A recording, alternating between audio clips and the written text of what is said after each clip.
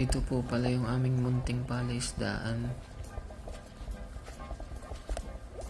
Kami po ay mula sa Tayabas, Quezon, Barangay Dapdap.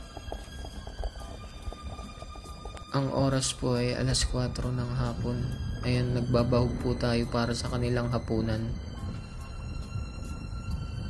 Tilapia nga po pala ang ating alaga dito.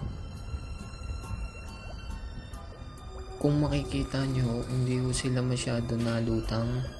Kasi sa totoo lamang po ay busog na busog po yung mga yan. Gawa ho yan ng natural food,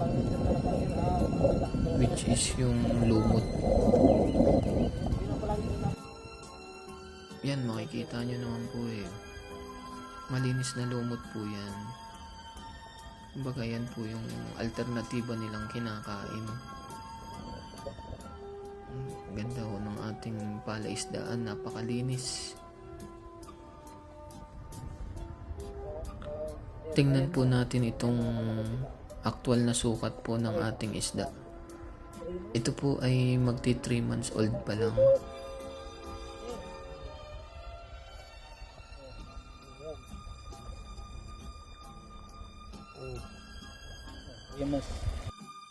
Halos isang palad na po siya. Napakaganda po ng mga isda na yan. Napakatataba at napakalilinis.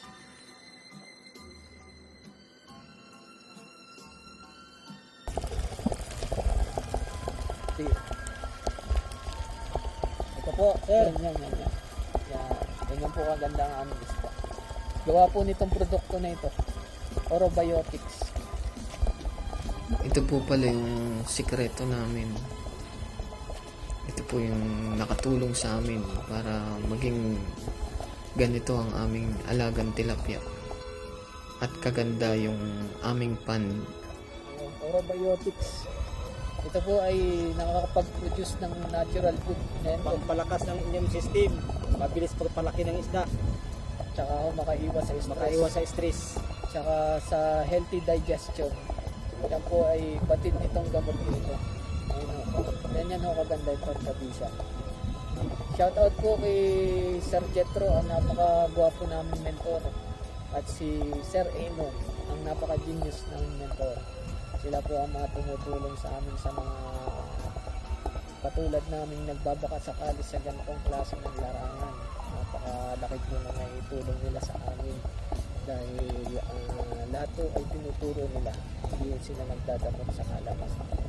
Maraming salamat po mga sir. Ayan. Ito po yan, Orobiotics. Probiotics. Thank you sir. Thank you po, napakabisa nito. Maraming salamat po.